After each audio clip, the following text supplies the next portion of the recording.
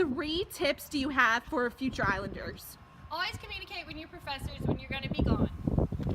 2, don't overlook the syllabus because when you ask a professor, they're always just going to say, it's in the syllabus. Number 3, don't eat at the UC every day because we all know you don't want to gain freshman 15. And this is my evidence. This is me working at the track meet. This is me supposedly running at the track meet, but I'm just sitting in the stands. And this is me working at the aquarium.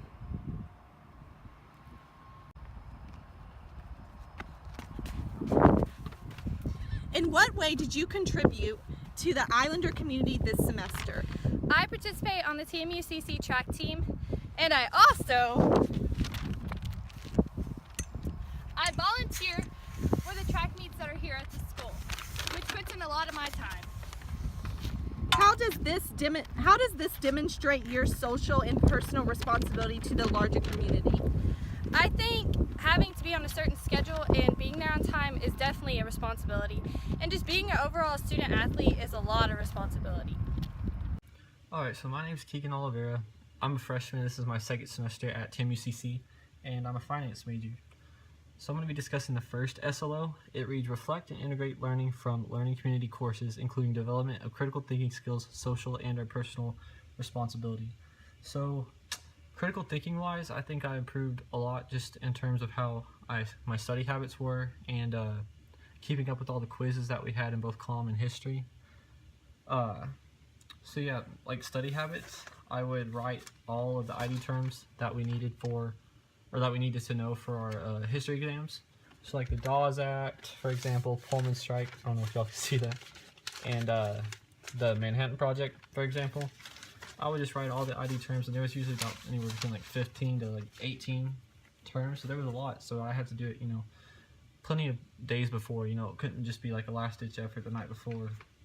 And I'd also write out all the essay outlines. So this one about like the South, Northwest, and the Great Plains, I think that was from the first essay. So yeah, I would just prepare a lot for these exams, and that's not something I really think I did last semester, and I think that improved with my test scores. So yeah, my first exam got a 90, and second exam an 88, where I think it was a low C was the class average for both of those. So yeah, I think my study habits that helped me get those grades. I learned that those ID terms, I get the help from the lectures and a seminar. We would go over some ID terms and go over the essay outline, so those both helped me in that aspect. And socially and personally, I think I improved a lot through just communications, like the presentations, because during the beginning of comm, I would read like pretty much right off the screen or a note card, and now I can explain my points without with giving eye contact and explaining my points without without looking down or at the screen or anything like that. So I think I improved in that aspect a lot. Alright, so some tips for our incoming freshmen next year. First tip would be, I would say join an intramural sport. That's what I did. I joined indoor and outdoor intramural soccer, and I think that helped me a lot, just with staying active and meeting new people. I think that's a lot, a lot of worries people have when they come into college, making friends and things like that. So yeah, I would join an intramural sport because that's what it did for me. It helped me make friends and also helped me stay active. Second, I would say if you're getting to class late or have an afternoon class, I would think about where you want to park and where you're going to park, and if you should leave early, because parking fills up pretty quick at TMUCC.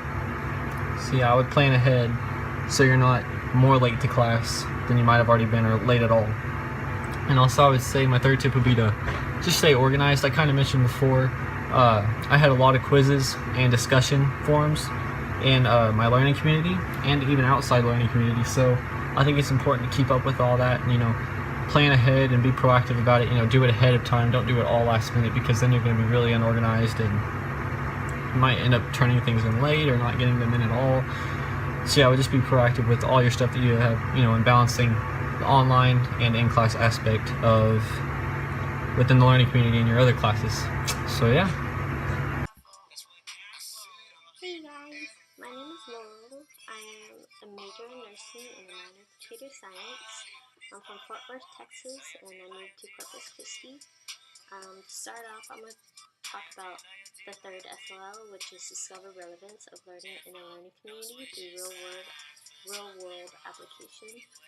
And I think that I can relate that because it will motivate you more to work harder once you notice the value of what you're learning through all your courses.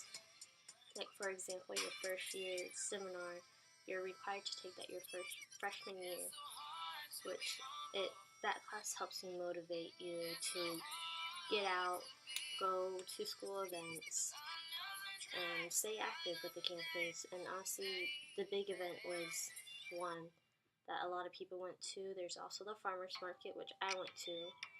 I bought a couple products, fresh products from them. And yeah, it helps you motivate, learn what the real world is.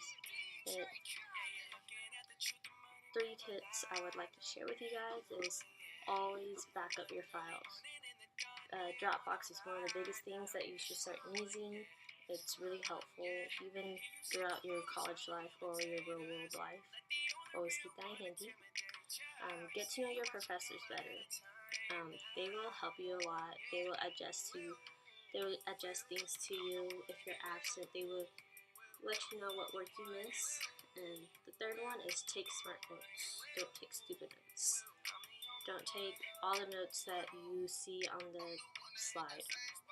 Write down important things. And that's all I gotta say. Alright, hi, my name is Marissa Brandon. I'm now going to be a sophomore at TAMUCC. I'm going to talk to you about how some of your classes you're taking now or have taken in the past are really going to help you out in the future. For instance, I'm in personal finance right now, and I never realized how important it was to have a credit score. My whole life I've been told credit cards are so bad and that you shouldn't get one because you'll get in debt and then you'll be paying it off the rest of your life. But really, you need a credit score to get almost anything. Like if you want to sign on your house, if you want to sign on an apartment, or even get a card that you want to sign for yourself, you have to have a credit score. Another thing is having health insurance. There's a lot of different types of health insurance and a lot of different coverages. And there's also a thing called disability insurance, which a lot of people don't have. But that's like if in the case you got in an accident and you couldn't walk for the rest of your life, or you couldn't go back to your job that you were using to support your family. They would have you paid off for the rest of your life so you were taken care of. Another thing is I'm in history this semester as well, and history has never been one of my favorite, but I really like my professor this semester, and I really like how engaged he is and how excited he is about teaching. And learning about the things that have happened in the past are really going to help us out in the future because, as you know, history repeats itself. So I'm going to show you guys a couple of my grades for my tests, and I did study very hard for these. This is going to be the second one I took, where you can see I got an 86. And the first one I took, I actually got an 87. And I know that's not much of a difference, but it really shows that learning about these topics and actually getting involved and understanding what they're about is going to help you out with your grades. And honestly, these are things I'm probably going to remember the rest of my life. So now I'm going to give you guys just a few tips that I've personally learned at TAMUCC. The first one is don't let your family go out and buy you a bunch of gift cards for Subway for your birthday because, as I found out, they do not take gift cards on campus for Subway. So I have a whole bunch of those now and nothing to do with them. Second one is if you live off campus and you plan on wanting to go home for lunch and cook a meal instead of having to buy lunch every single day, try to schedule at least a 2-hour break between your classes because otherwise you won't have time to drive home, drive back, find parking, and walk to your class. It takes about 30 minutes to be able to park and get to your class alone. And the third one is when you're driving around on campus, there's always going to be a lot of college students walking around, and you need to be extra careful because they won't always look to see if a car is coming before they cross the road because they just assume that you're going to stop. So definitely be careful about that. And another thing I want to mention is I was in the Humans vs. Zombies activity, and that was a lot of fun. I don't know if you know what it is, but I'm sure you'll find out. And of course, I did get turned into a zombie because I did not run on campus. But it was a lot of fun, and I believe that's everything I have to share with you guys, and I wish you luck on your first semester at TAMUCC. Today I'm going to talk to you guys about the second SLO, which is interact with faculty and peers about substantive matters through daily activities and discussions. So in what way did I contribute to the Islander community this semester, and what organizations and activities did I participate in, and how does demonstrate your social and personal responsibility to a larger community? I participated in intramural soccer as well as volunteer at the Gulf Coast Animal Shelter. This demonstrated my social and personal responsibility because of the task given to me by the animal shelter, as well as being on time to my games and participating and attending to each one. How have you interacted with your triad professors, especially your seminar professor this semester? How have you interacted with your classmates during seminar and the triad semester? So if you want to be close to your seminar teacher and all your professors in general, you need to go to your office hours. Some of your classes are going to be big and some classes are going to be small, so they'll be able to get to know you a little bit more personally. But you need to go to their office hours so they can get to talk to you one-on-one and get to know you better. Unfortunately, I didn't do that this semester. I'll learn from my mistakes and I'll do it next semester.